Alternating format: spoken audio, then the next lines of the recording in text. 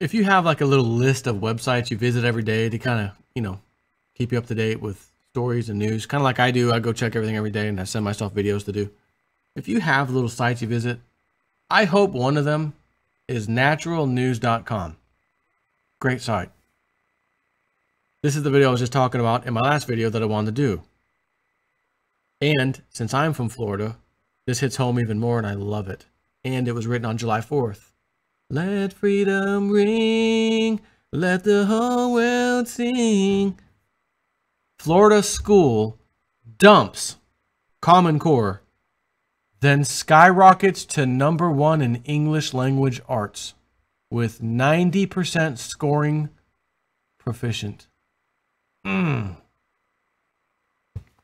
Natural news. There is a reason that people have learned reading, writing, and arithmetic in generally the same way over the years. And that is because the tried and true traditional methods work. They just work.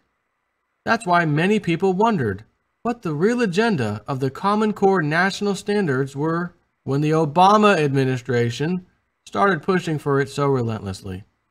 This ridiculous set of educational standards has left many students and parents baffled and frustrated, and it's believed to be a key reason that American kids are lagging behind other nations in academic performance. What would happen if we got rid of it entirely? If the results gained by one Florida school are any indication, we would likely all be much better off. Mason Classical Academy, a charter school in Naples, Florida, prides itself on providing a classical education, which it believes brings about superior educational results. And leading the county in English language arts is proof they're on the right track. They have rejected the backward approach of Common Core, which sees kids memorize entire words in kindergarten before later being introduced to phonics once they are in elementary school. By that point, their brains are already used to whole words, which makes grasping the concept of phonics and applying it far more difficult than it needs to be. What does the classical approach embraced by the Academy entail? According to their website, language-focused learning based on written and spoken words makes the brain work harder to convert words into concepts, while imagine-based approaches encourage passivity.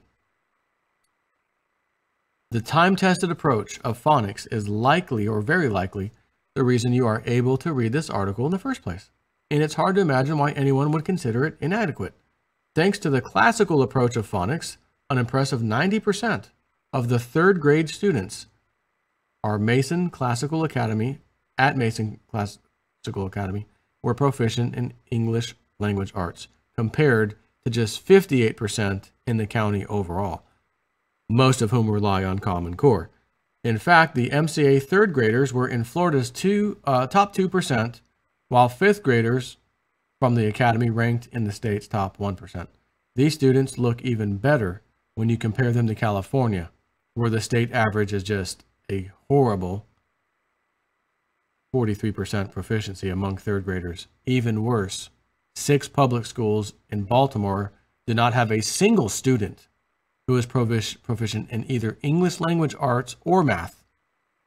It's almost like students are being set up to fail. Of course, not everyone is happy about this school's success. Common Core proponents are panicking because these results expose the system for the fraud that it is. The school has been on the receiving end of criticism from everyone, from their district superintendent to the local news outlet Naples Daily News, according to the Freedom Project. Why is Common Core setting students up to fail? Among the many criticisms of Common Core is the fact that it is so strongly focused on test results, and teachers are so worried about losing their jobs if their students don't perform that kids are forced into busy work, missing out on the valuable opportunity to develop social skills and boost their well-being through recess outdoors. It also stifles creativity and stresses children out, which can adversely affect their emotional and physical health.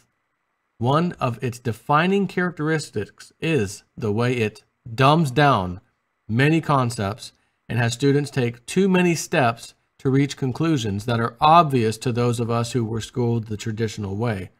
For example, many people were outraged when a second grade student's homework went viral after a correct math answer was marked wrong by the teacher because it wasn't friendly. When asked to solve 530 minus 270, the student arrives at the right answer by subtracting the way most of us were taught in school.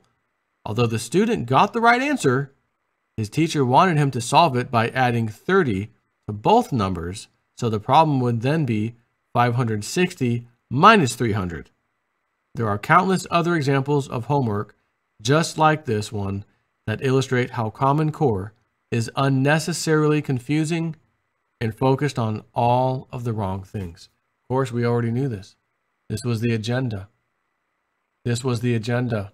Dumb down the commoners. We can't have an educated public like freaking the comedian, George Carlin. They cannot have an educated, decision-making public. They need dumbed down workers, as George Carlin said. They need dumbed down workers. So hopefully other schools say, wait a minute, this whole Common Core thing, you know what? Time to kick it out the window, kick it out the door. But wait a minute. We don't do what the federal government tells us we should. They won't give us the extra funding that we need.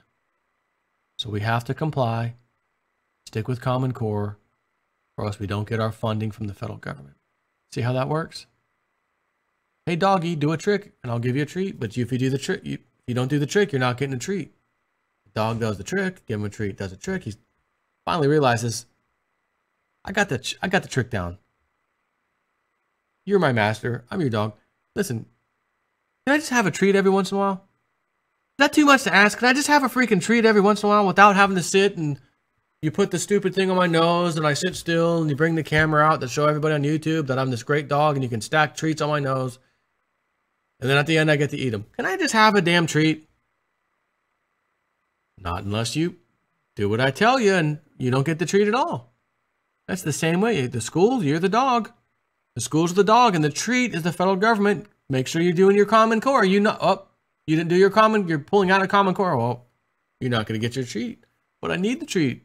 We'll starve to death without food, or we'll have to fire a bunch of people at the school and cut a lot of costs at this, because of the budget cut, basically. And we don't want to do that. We got faculty. They've got families. And I know. And the federal government knows this. And they know how to play this game, which is why they're doing it that way. Hopefully, now that we have Trump in office, we can flip out of the Common Core. However, I thought the education lady he picked may have been on the Common Core side. Let me take a little Google time, if you will. Trump's education department pick is pro Common Core. Google?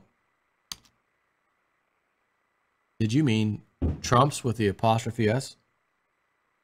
Yes, I did. Thanks, Google. Betsy DeVos clarifies stance on Common Core after being picked for, this is a Fox News, fox13now.com. Betsy DeVos clarifies stance on Common Core after being picked for Trump's education secretary, which they posted an article from Crap News Network, also known as CNN. President-elect Donald Trump tapped Betsy DeVos, a top Republican donor and school choice activist, to head the Department of Education. The Trump transition team announced Wednesday. This is Wednesday back in November 23rd, 2016.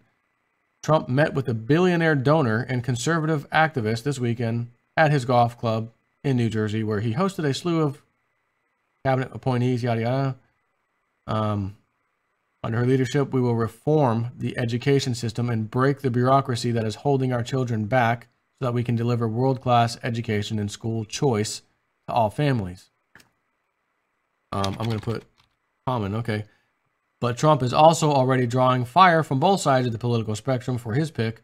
The largest teachers union in the country slammed DeVos within an hour of the announcement for her advocacy of charter schools and school voucher programs, while conservatives quickly pointed out DeVos' association with groups who support the Common Core education standards, which Trump has vowed to nix. So again, he has vowed, I'm going to, Common Core, it's going away. And you're saying, well, then why did he pick someone who allegedly is okay with Common Core? I will refer you to some things I just read the other day where his entire cabinet, 90% of them, we don't want you to do that decision. And he said, we're going to do this decision. We don't think it'd be good if you took the protectionism stance, America first. You really need to leave the trade deals in place, Mr. Trump. 90% of your top cabinet officials, that's what we think. But guys like Steve Bannon and himself, thanks, but we're going this way. I'm the president, thanks.